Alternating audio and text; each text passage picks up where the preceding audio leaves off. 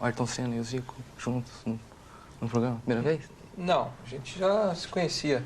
Ah, é? É. No Brasil? Desde a época do Brasil? Já através de amigo comum, Ah, é. especial. Inclusive aqui mesmo a gente encontrou. Foi no ano passado ou no ano retrasado? Ano passado. Ano passado. Vim aqui, foi ano passado. Eu tenho, assim, com a Ayrton, 2 encontros inesquecíveis. O primeiro foi quando eu assumi um cargo muito importante na política, lá no Brasil, que eu fui nomeado pelo presidente Collor, como secretário.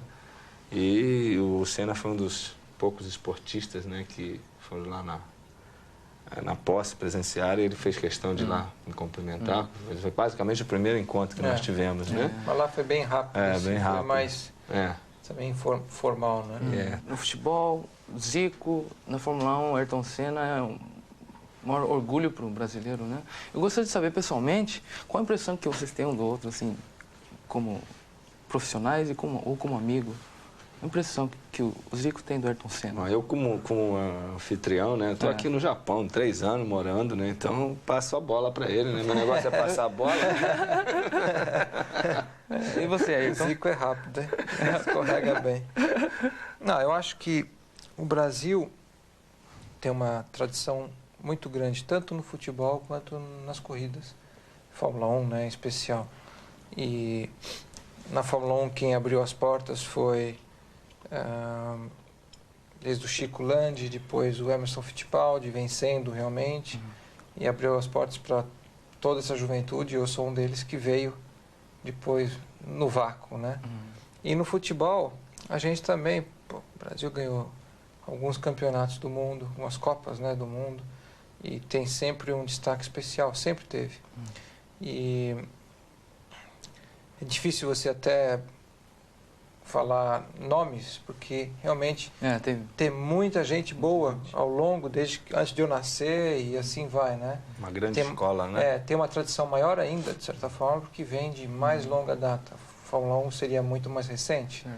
Mas eu acho que da época que eu participei mais, assim, no futebol, como jovem, de acompanhar os jogos internacionais, ou Copa do Mundo, o Zico foi uma grande estrela, né, na seleção brasileira, e fez carreira depois fora do Brasil, voltou ao Brasil, depois veio para o Japão, de repente iniciar praticamente o futebol aqui no Japão, profissional, né, no Japão, desenvolver essa atividade. E então a gente sempre acompanhou a carreira do Zico, de certa forma, mas eu acho que o que tem de importante na carreira do Zico é que ele teve, como todo esportista tem, como a gente tem, ele tem atletas, tem subida e a descida, né, alguma coisa, mas sempre perseverou e sempre manteve um alto nível. E mesmo nesses últimos anos, aqui no Japão, ele conquistou uma torcida, um carinho, admiração das pessoas, que eu acho que para nós esportistas é muito importante. Conquistar a admiração do fã, do torcedor, né? Não só vencer um jogo, né? Fazer um gol.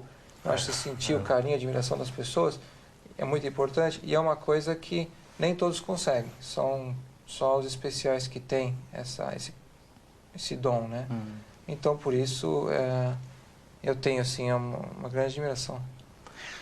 Eu, por exemplo, em 72, né, que acho que foi o primeiro ano que o Emerson foi campeão mundial, por aí, né? 72, mais ou menos. Acho que foi em 72. Foi o primeiro ano, eu estava começando em juvenil, estava no juvenil, e a gente tinha que acordar cedo, às vezes dia de jogo, e na época de juvenil a gente jogava assim, tipo, 1h da tarde, 3 horas, tinha que acordar cedo, e tinha alguns jogadores, tinha um lá que era fanático, só falava em Emerson, e a gente pegou aquele negócio de Fórmula 1 e tal, né? Quer dizer, foi quem deu o pontapé inicial, porque eu tinha uma briga em casa, eu tinha um irmão que na época eu não sabia o que era Fórmula 1, mas era garoto, e ele falava em Fangio, e eu ficava, meu negócio era Chicolândia, eu ouvia falar em Chicolândia. Mas não tinha aquela divulgação, não tinha aquela, como passou a ter o esporte no Brasil. Então, o Emerson puxou aquela, deixou o brasileiro parado para prestar atenção numa nova atividade, num novo, né, uma nova opção esportista para o brasileiro. E, lógico, está no sangue, apareceram grandes pilotos, né? E lógico que você começa a admirar, começa a acompanhar o trabalho, né? Começa a conhecer as pessoas e, lógico, além do fato de ser brasileiro, é o fato do carinho e da técnica, da habilidade, que a cada momento, a cada corrida, a pessoa vai se desenvolvendo, né? Eu acho que, além do fato do orgulho de você ir a muitos lugares e saber que o Brasil é conhecido através de um esportista como Ayrton Senna, de um esportista como um Pelé, isso já te deixa, né, envaidecido. Agora, os fatores que levam a isso é aquilo, quer dizer, é aquela determinação, é aquela vontade, é uma coisa que me admira muito no Senna, é isso, é aquela vontade, aquela gana de vencer, quer dizer, não há desestímulo, não há tempo ruim com ele. No caso, Zico, você é considerado o craque mundial de futebol, vamos dizer, né?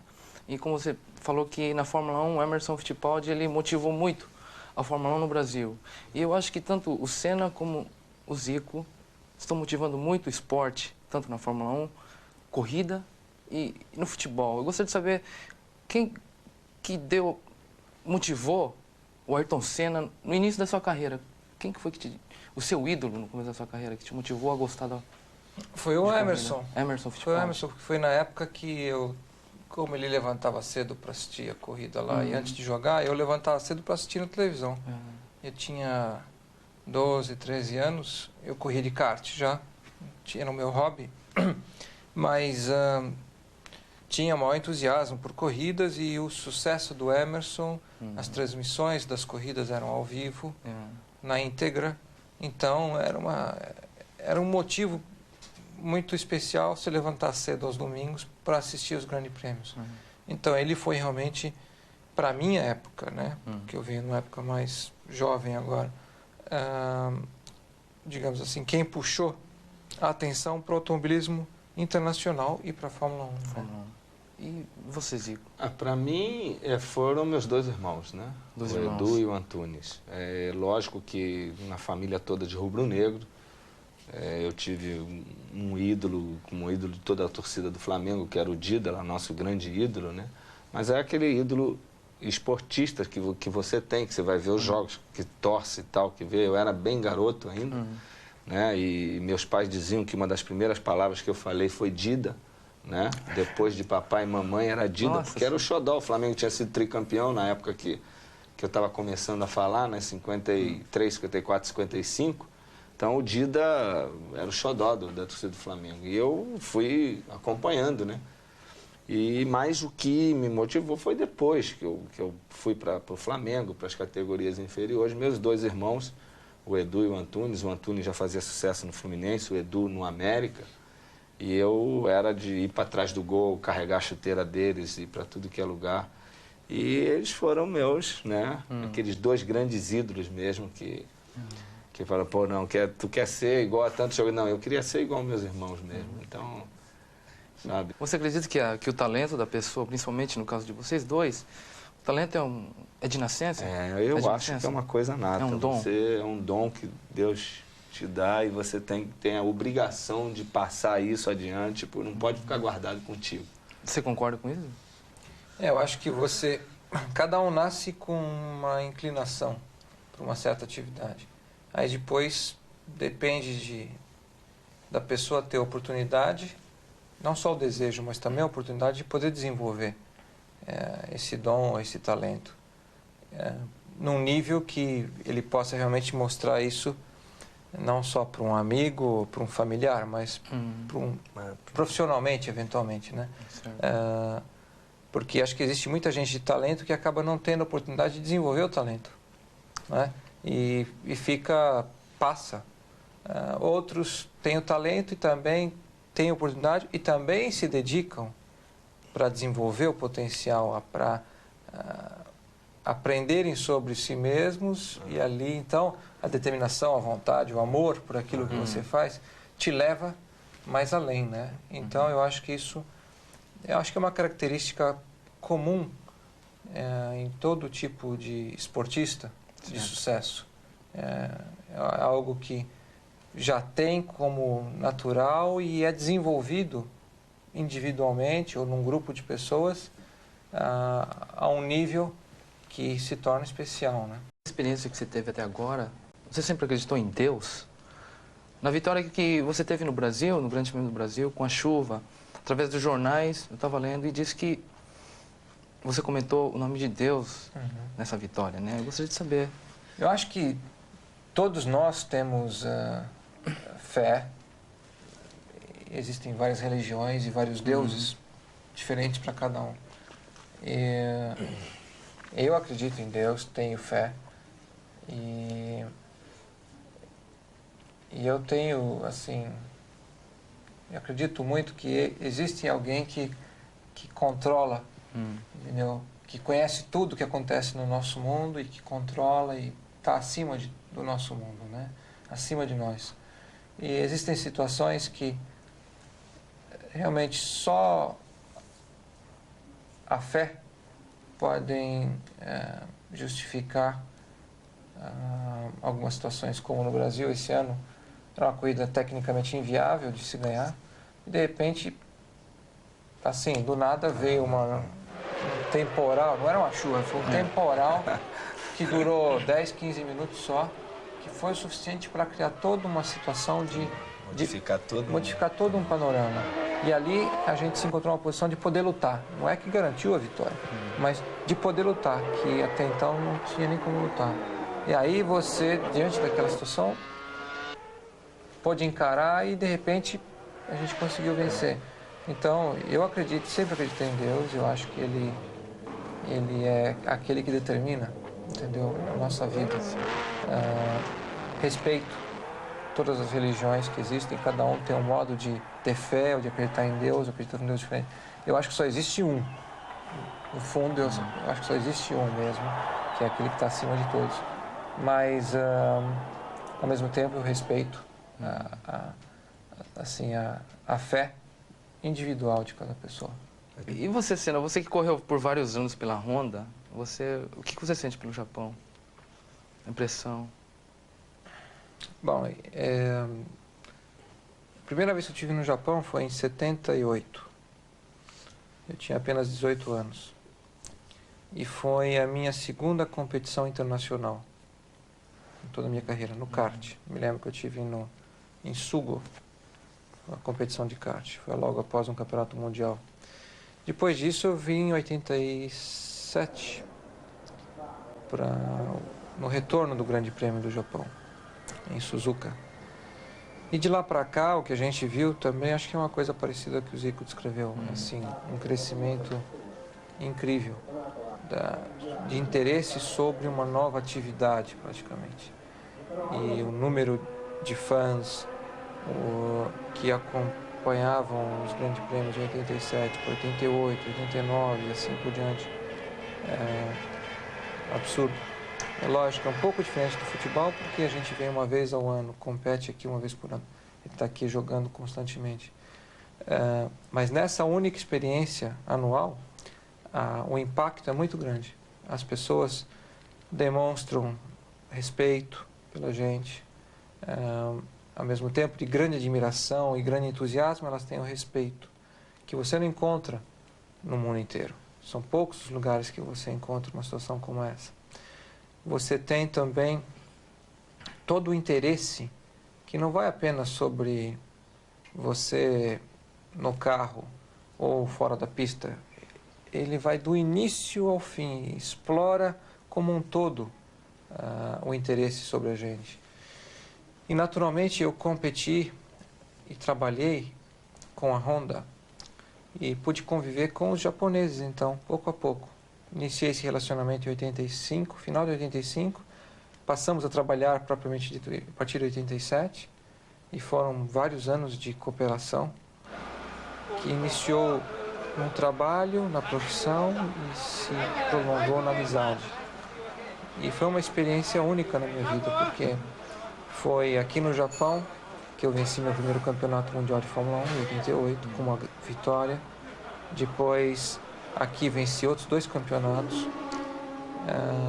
Então foi no Japão que eu iniciei uma cooperação muito grande na minha carreira com os japoneses, com a Honda. Aprendi então sobre o modo japonês de trabalhar, de conviver, de se relacionar. E encontrei uma coisa comum no brasileiro, digamos assim, no Ayrton, no brasileiro, e nos japoneses da Honda, nos técnicos, nos engenheiros, que é assim, um compromisso com o ideal muito grande. E por detrás desse compromisso com o ideal, todo e qualquer esforço necessário para atingir esse ideal é feito. Não existem meio esforço, é tudo. Todo o compromisso para chegar naquele ideal. E isso também você não encontra nesse mundo afora. Isso vai da parte técnica, da parte comercial, à parte humana. E por isso eu tenho assim um lugar especial reservado no meu coração para o Japão, para os meus fãs aqui, que são também um número absurdo. Eu acho que junto com o Brasil são as 2 torcidas maiores que a gente tem. Basta ver nos grandes prêmios aqui no Japão, que tem de bandeira brasileira e de boné nacional, né? E gente uniformizada de verde e amarelo. Para finalizar, eu gostaria de perguntar um objetivo que você, Zico, Ayrton já foi campeão mundial. Acho que como todo piloto, a vontade de vencer, ganhar uma prova, ser campeão. Você já conseguiu quebrar vários recordes, campeão mundial. Qual o seu próximo objetivo dentro da Fórmula 1, em longo termo? Na Fórmula 1? Bom, o meu desejo, na verdade, é que eu possa, já a partir do ano que vem, tecnicamente, competir ao menos de igual para igual com qualquer outra equipe, qualquer outro carro. Que dentro de uma situação como essa, você então pode lutar com forças iguais. E ali o desafio é mais concreto. Você pode sonhar com a vitória de uma forma mais real. Depois, na hora da corrida, num determinado grande prêmio, um outro piloto pode conseguir uma melhor performance e ganhar de você. Mas eu acho que pelo menos você parte para a competição com a possibilidade de competir real para a vitória. Vence algumas, perde outras, campeonatos são 16 provas. E ao longo desses 16 grandes prêmios poder somar pontos e lutar pelo campeonato. Mas, na verdade, não só no ano que vem, mas nos próximos anos que eu ainda tenho de carreira, poder manter um nível de competitividade no qual eu me sinta feliz comigo mesmo. Que eu tenha assim, a paz de que eu estou ainda competindo no meu melhor, que é suficiente para competir com o que de melhor existe. E poder, na hora certa, perceber que está na hora de parar, sair por cima. Ou seja, percebendo, seja quando for isso, que eu estiver perdendo um pouco a motivação ou que eu já não estou conseguindo manter o mesmo nível, ter a força de poder dizer, ok, chegou a hora de parar, vamos mudar de atividade. Que eu acho muito difícil na carreira de qualquer esportista. É uma decisão super dura, porque todos nós amamos o que fazemos. E quando envolve o lado emocional, é muito difícil você tomar uma decisão racional. Mas esse é o meu objetivo, profissionalmente falando. E você, Zico, você participou de 3 Copas Mundiais pela Seleção Brasileira, foi campeão interclubes pelo Flamengo, o nome que você tem. Qual seria o próximo objetivo do Zico? Olha, eu não sei, sabe? Meu questão de objetivo, o meu aqui foi alcançado, que é justamente poder ter chegado num país onde o futebol não existia e hoje encontrar essa realidade. Então, isso foi um desafio muito grande. E eu não tinha planejado nada de que isso viesse a acontecer na minha vida. As coisas comigo sempre vão acontecendo e eu vou levando, né? O que eu realmente quero hoje em dia é que eu possa, todo esse meu aprendizado, e eu estou fazendo um trabalho lá no Rio, que eu devo inaugurar no final do ano que vem, é fazer um centro esportivo de futebol mesmo, né, para ensinar futebol para as crianças, e que eu estou também desenvolvendo isso, já com essa minha ligação, com Espanha, com Japão, desculpe, e que eu também possa, pelo aquilo que eu consegui, quem sabe, fazer isso através na Itália também, quer dizer, um intercâmbio, quer dizer, levar todo o meu aprendizado no futebol através das crianças, né? Quer dizer, então isso é o meu objetivo final, sabe, de poder passar tudo, ter esse centro, continuar dando aquilo que o Ayrton falou, mostrando a motivação, né? Que as crianças tenham motivação, tenham oportunidade, quer dizer, que elas possam sentir, por exemplo, as do Brasil, pô, tem lá uma escolinha, quem sabe eu abrindo o meu centro de futebol, outros jogadores que venham possam abrir também, que o futebol continue sempre tendo essa chama, né? Dessa paixão, quer dizer, possa acontecer isso aqui no Japão também, né? Que eu, como jogador, eu digo, eu parei em fevereiro de 90 no Maracanã, em termos profissionais, com o Flamengo. Ali eu encerrei realmente a minha carreira de jogador profissional. O Japão foi uma situação totalmente diferente, entende? Então eu nunca até me considerei aqui um jogador profissional jogando no Japão. Eu sempre me considerei uma pessoa que eu vim para fazer um outro tipo de trabalho. Jogando, tudo bem, me diverte, eu tenho amor, tenho satisfação, jogo, posso render alguma coisa, mostrar. Mas ali, o fato de eu estar jogando já é estar fazendo isso com eles, tá mostrando, sabe? Você na prática está podendo também dar teus ensinamentos. Então é mais em função disso. Mas eu nunca me considerei aqui um jogador profissional como eu me considerava há 4, 5 anos atrás, né? Porque eu sabia das minhas limitações em termos do meu problema físico que eu tive, o que me levou a parar de jogar futebol lá. Então o meu objetivo final é esse, é poder devolver tudo aquilo que eu recebi. Bom, acho que o tempo já está acabando. Eu queria agradecer. Esta é a sua vida. Foi um prazer, foi uma honra. Um prazer muito grande, uma honra minha. Prazer. Valeu. Obrigado.